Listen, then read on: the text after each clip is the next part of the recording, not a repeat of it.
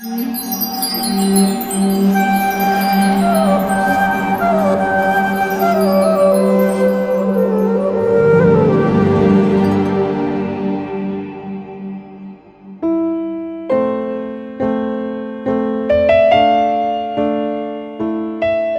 get perfect knowledge, not only must the student turn to Vedic literature, but one must also receive knowledge personally from a qualified teacher.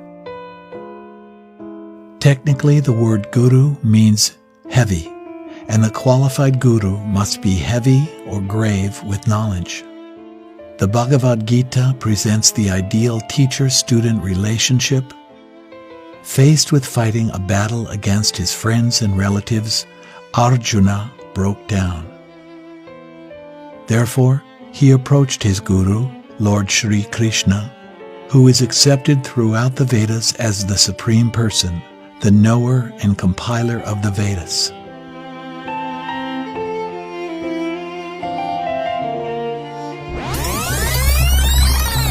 By nature's design, the complete system of material activities is a source of perplexity for everyone. At every step there is perplexity, and therefore it behooves one to approach a bona fide spiritual master who can give one proper guidance for executing the purpose of life. We might have reservation about surrendering our independent thinking to an authority. We tend to rely on our own power of analysis rather than merely accepting someone else's opinion as gospel truth. But we consciously or unconsciously surrender to the authority of doctors, drivers, pilots, journalists, and politicians in our practical everyday life. A spiritual mentor is someone that opens your eyes to the deeper fact of life that you never even expected exist. That is what a spiritual mentor is. Just like you go to a school. You go to a school with an objective of being taught by a teacher. You look up to the teacher for guidance. Why? Because you feel and you believe that the teacher can impact you with the right knowledge you need. So also a spiritual mentor. A spiritual mentor impacts you with the right knowledge you need to know about God. The role of teacher in our life is of prime importance.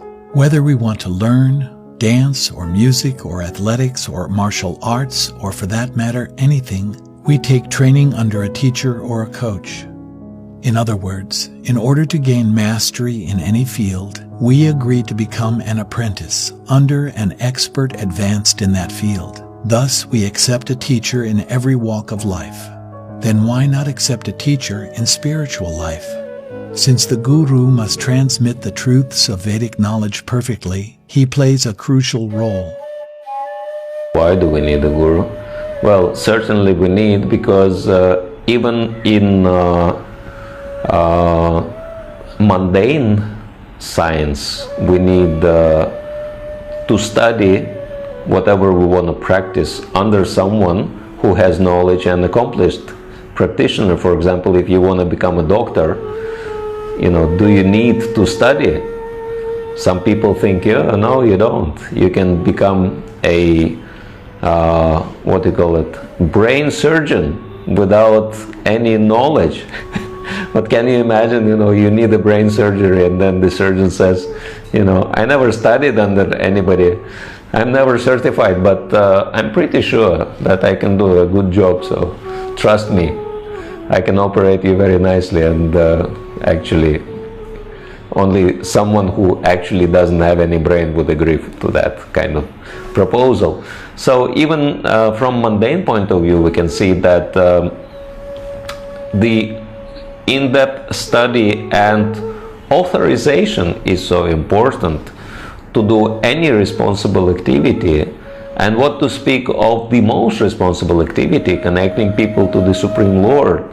And everything in our life depends from that. So definitely we do require very serious study under accomplished practitioner who is guru, Vaishnava guru, and then we can get certified, and the process of certification in studies is called Diksha. It is therefore necessary to first understand the symptoms of a bona fide guru, that is, a spiritual master who has received and can impart pure knowledge. Although we have to accept spiritual authority, we should do so only after due testing. Otherwise, we may be cheated. The important qualifications of the guru. 1. The guru must be a devotee of the Lord. A guru must have realized the conclusions of the scriptures by deliberation. 2. The bona fide guru should have heard the absolute truth in a disciplic succession. The disciplic succession comprises of spiritual masters and disciples coming from God Himself.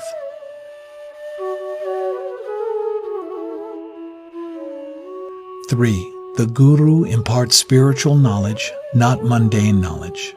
There are different types of knowledge. We are interested in ordinary knowledge for economic benefit, but that is not actual knowledge. That is the knowledge used for earning a livelihood. One may study to be an electrician and earn his livelihood by repairing electric lines. Real knowledge, however, is Vedic knowledge, which involves knowing oneself, knowing God, and understanding one's relationship with God and one's duty towards Him. 4. The guru gives God conscious knowledge, which is not a passing phase. 5. A guru should be known by his understanding of the science of God. We should not judge a guru based on his caste, creed, color, nationality, etc. 6. A guru cannot be purchased with any amount of money. He is not after wealth, women, or followers. 7. The guru should know the essence of the scriptures, but he need not be a Sanskrit scholar.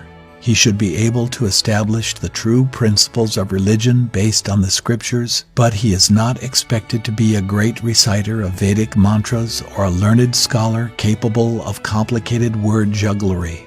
He needs to know the essence of all scriptures. 8. The guru should preach by example. He should not only be teaching perfect knowledge, but he should also be an acharya, that is, one who teaches by personal example. 9. The guru must be sense-controlled. If a guru's senses are not controlled and he does not teach his disciples to control their senses, then he is not a qualified spiritual master. 10. The guru should be decorated with all saintly qualities. The symptoms of a sadhu are that he is tolerant, merciful, and friendly to all living entities. He has no enemies. He is peaceful, he abides by the scriptures, and all his characteristics are sublime. 11. The guru should be engaged 24 hours in the service of Krishna. He should not waste a single moment doing anything which is not connected with Krishna and his service. Intellectual brilliance notwithstanding, a man of dubious personal character who is attached to selfish gratification and self-interest cannot be a spiritual master. The origin of disciplic succession is God, who alone is capable of giving absolute knowledge, and because the knowledge comes down through the disciplic line without adulteration, we can understand the truth by hearing it from a bona fide guru and make our life successful.